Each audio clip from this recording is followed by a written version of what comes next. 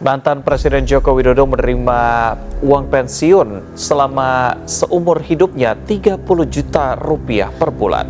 Uang pensiun ini melengkapi fasilitas lain seperti rumah mewah lengkap dengan isinya, lahan luas, serta seluruh biaya perawatan kesehatan serta keluarganya. Jokowi pensiun, dapat gaji 30 juta rupiah seumur hidup. Tapi kebijakan Jokowi bikin rakyat menderita seumur hidup.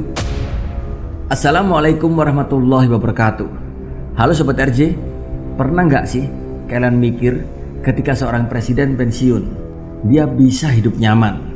Tapi kita, rakyat biasa, malah makin kepayahan. Apalagi buat kalian yang masuk kelas menengah, tapi sudah mulai turun kasta, gara-gara kebijakan yang nggak berpihak sama kita. Nah, kali ini kita akan bahas soal pensiun Jokowi yang begitu fantastis. Hal ini sangat begitu kontras dengan realita masyarakat kita. Jokowi dapat pensiun 30 juta per bulan dan itu dibayar seumur hidup. Tapi di satu sisi, kondisi rakyat harus makan tabungan buat bertahan hidup. Bahkan nih, ada yang sampai kelaparan.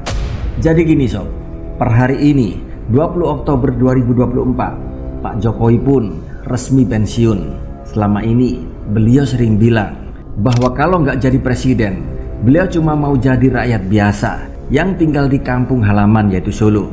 Tapi tunggu dulu sob, rakyat biasa yang satu ini ternyata beda loh.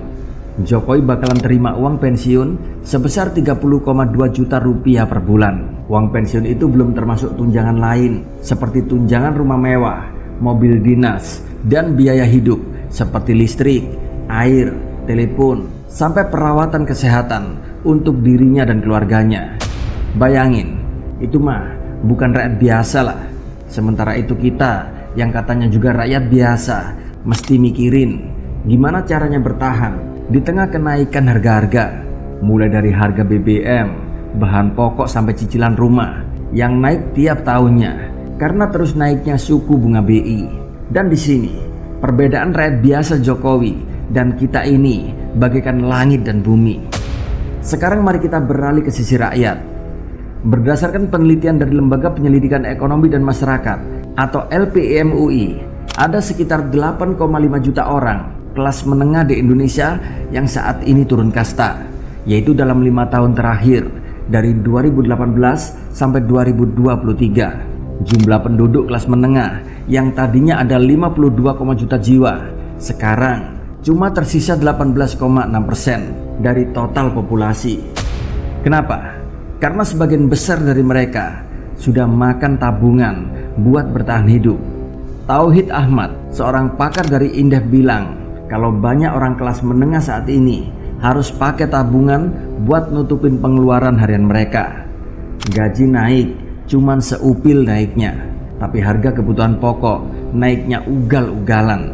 Belum lagi pajak ini, pajak itu yang semakin memusingkan. Gaji naik sih naik, tapi pengeluaran jauh lebih besar. Ujung-ujungnya pun rakyat menengah ke bawah ini makan tabungan terus dan sampai akhirnya kehabisan uang. Begitu tabungan habis, ya selamat datang di kelas masyarakat miskin alias mereka yang rentan jatuh miskin. Dan ini bukan cerita 1-2 orang saja, tapi fenomena besar yang terjadi di seluruh negeri. Lalu kenapa bisa begini? Apa yang salah coba? Salah satu penyebab utamanya adalah kebijakan yang diambil selama pemerintahan Jokowi.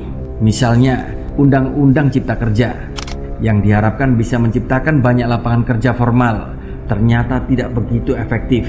Malah banyak orang yang harus bekerja dalam sektor informal dengan upah yang enggak begitu jelas. Padahal pekerja formal biasanya punya upah lebih stabil. Tapi kenyataannya di Indonesia cuma sekitar 40% pekerja kelas menengah yang kerja pada sektor-sektor formal. Sisanya adalah pekerja informal yang pendapatannya jauh lebih rendah. Belum lagi masalah harga pangan yang tiap bulan terus naik. Tapi sayangnya kenaikan upah pekerja sama sekali nggak sebanding dengan kenaikan biaya hidup. Harga bahan pokok naik, cicilan rumah naik, biaya sekolah anak-anak naik, tapi upah ya cuma naik sedikit. Jadi gak heran banyak dari kita yang hidup dengan istilah lebih besar pasak daripada tiang.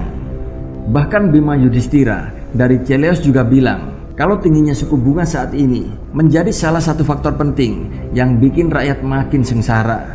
Biaya cicilan naik, pinjaman modal usaha naik bunganya. Tentu saja hal ini semakin memberatkan masyarakat dan ujung-ujungnya makin banyak rakyat yang harus makan tabungan buat nutup kebutuhan sehari-hari.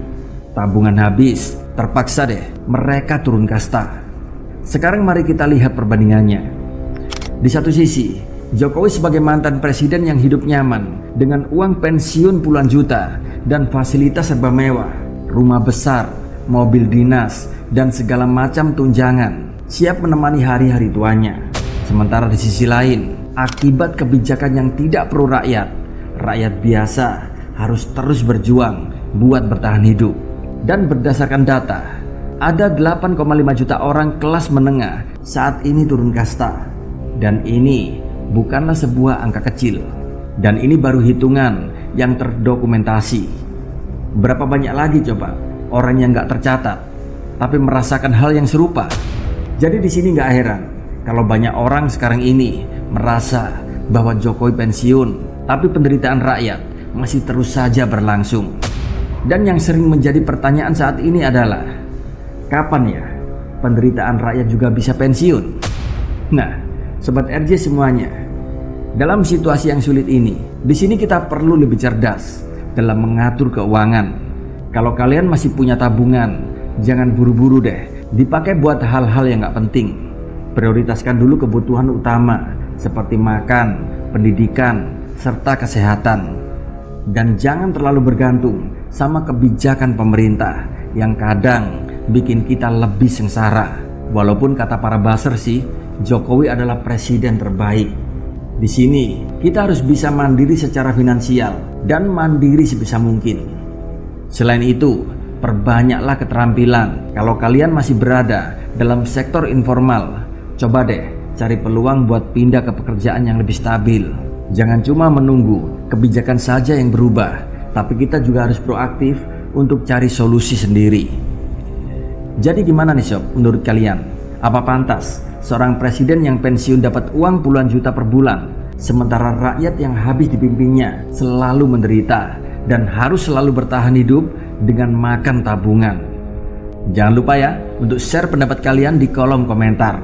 Suara kalian di kolom komentar adalah suara real dari rakyat jelata yang sesungguhnya. Wassalamualaikum warahmatullahi wabarakatuh.